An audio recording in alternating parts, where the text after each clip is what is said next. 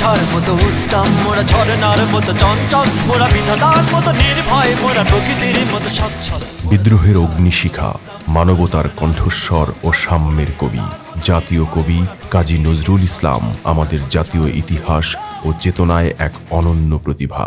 তার কলম ছিল শোষণ বঞ্চনার বিরুদ্ধে সোচ্চার। তাঁর সৃষ্টিতে ধ্বনিত হয়েছে অসাম্প্রদায়িকতা, গণতন্ত্র ও স্বাধীনতার প্রত্যয়।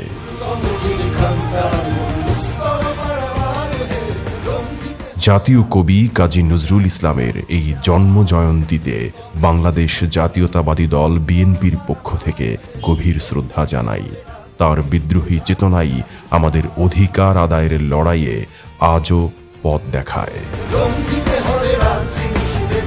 আমরা বিশ্বাস করি নজরুলের অন্তর্নিহিত মর্মবাণী মানব মুক্তি, ন্যায় বিচার ও জাতীয় আত্মমর্যাদার চেতনাকে ধারণ করে একটি স্বাধীন, গণতান্ত্রিক ও জনগণের বাংলাদেশ গড়ে তোলাই তাঁর প্রতি প্রকৃত শ্রদ্ধা নিবেদন।